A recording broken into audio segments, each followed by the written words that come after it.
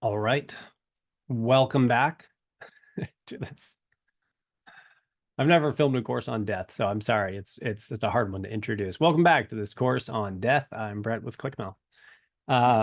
Guess we can laugh a little bit, I guess. Tell me in the comments if that's not appropriate. So okay, so back on another kind of story here on death. Um, Many of you are younger and younger. I'm only 33, so it's not like I'm old, but obviously the older you get, the more, scrapes with death that you're going to have. And I mean personally, but also, with people I worked with a team who trained me actually in digital marketing. And, there's one of the team members who trained me in most of the web design and landing page design and conversion optimization and a lot of these different skills that you'll see in other courses here. His name is Mitch, and worked with him for 3 years. Good guy. It was just three of us: Mitch, the other co-owner of the business, and me. And I ran all the advertisements and learned. We all kind of just did everything. But Mitch uh,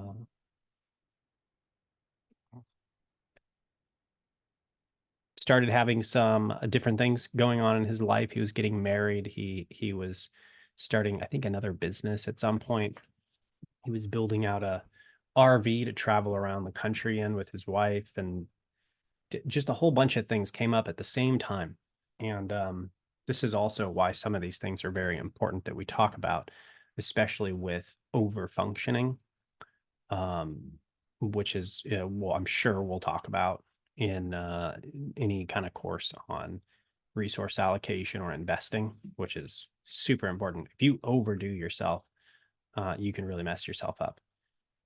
But anyway, Mitch started getting what we might call manic, where he's got too many things going on at the same time. He's trying to get married, he's engaged, he's planning his wedding, he's trying to run this business, he's trying to start this business, he's trying to renovate his an RV that he bought for him and his future wife, and just so much stuff going on. And it's all happening at the same time.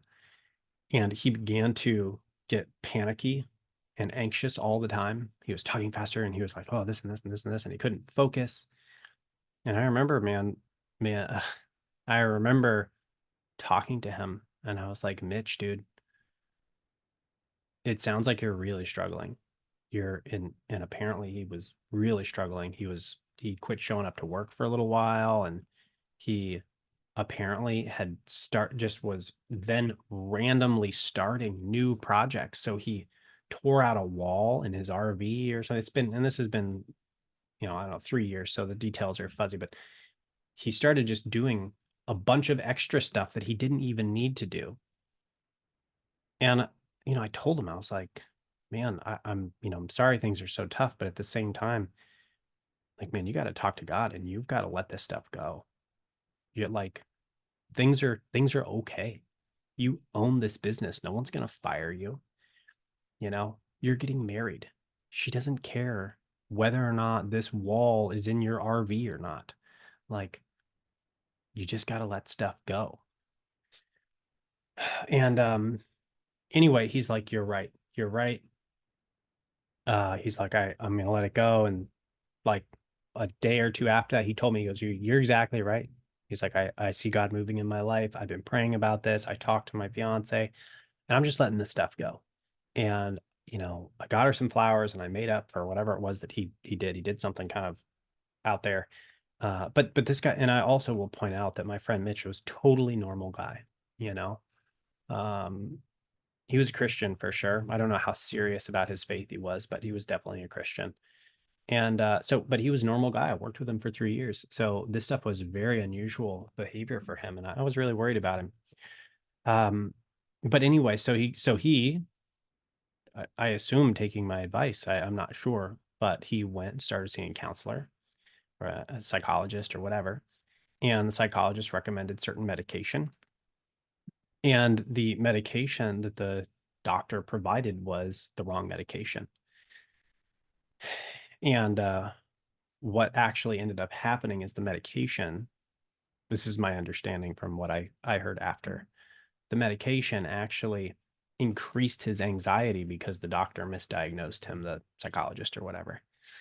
And so he took off and doubled down on basically this manic episode. And a manic episode, if you're not familiar with psychology, is basically when you don't sleep at night and you're up with ideas and you're inspired and you're working 24 hours a day and the ideas just keep coming and you're excited and you're excited. And so you just kind of keep going up and up. Most people are level, and with a little variation. Well, mania is when you just take off the top and you just shoot for the stars up there. And at some point, the higher you go, the further you're going to fall when you come down. And that's what happened. And the other owner of the business and I told him, I was like, we got to really kind of be careful and be aware and be there for him, because when he comes down from this, it could start a bipolar, right? One pole would be manic and bipolar's two, and it can come down really heavily, and then you're going up and down all the time because you can never out level it out. I was like, this is a really bad situation. But anyway, so he came down from that manic episode after about 3 months, during which time he disappeared for over a month. Nobody knew where he was at. The police were looking for him.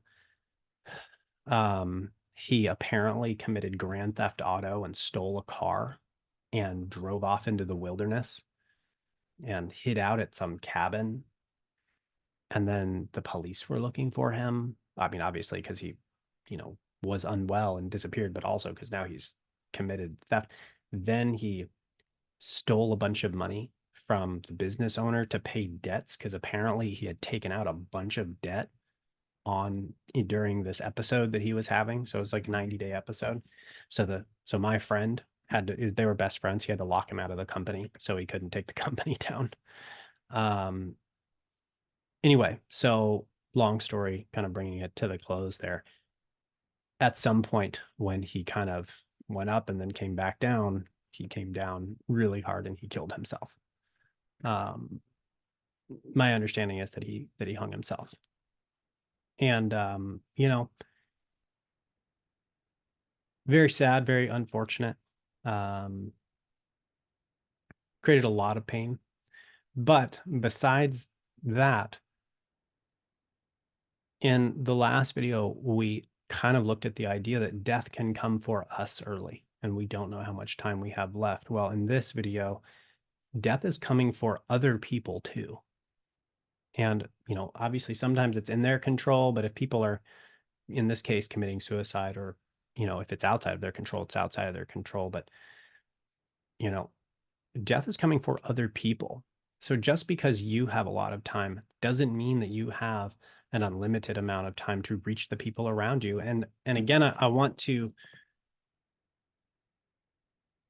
caveat that with the fact that it's ultimately not within your capability to save people. I mean, you can't go on a crusade and, tie people up and drag them into heaven. It's their choice. At the same time, in regard to the opportunities that God provides you, you can reach people or you cannot reach people with God. And the goal isn't that it's your responsibility and it's on you and you're responsible if you don't save people. No, right? One man plants, another waters, and God provides the growth. At the same time, if you're supposed to be planting, and you're on the living room couch watching TV, that's not functioning in a high performance Christian lifestyle, and we will have to answer for that. So in this video, I just want to come to the point that we don't have forever to reach the people around us. And that's not the only person around me that has died, that that I had opportunities to witness to or talk to about Christ or things like that. There have been multiple other people, and you just don't know. You know, you just don't know. And so let's not take the time and the people in our lives for granted. Let's sow into them right now, like today. You know, you're gonna go, and who are you gonna sit down at dinner with tonight? You know, I'm not trying to be morbid or anything, but you know, you won't, guaranteed you won't have forever with them, and you might not have as long as you think. So why don't we start stewarding the people in our lives like we want them to know Christ? So um, that's going to bring us to the end of this video, and I promise, I mostly promise. Okay, I don't promise because this is a little bit this course isn't 100% lined out. I'm kind of feeling it out a little as I go, but I'm pretty sure I don't have any more stories for you. So I don't promise. Let my yes be my yes and my no be my no, but I'm pretty sure I don't have any more stories. So we can at least look forward to that. In the next one, I'm going to kind of make a theological point on life and death, and then we'll start wrapping up this course. Let me know your thoughts and feedback in the comments down here at the bottom of this page, and I will look forward to seeing you in the next video. Love you.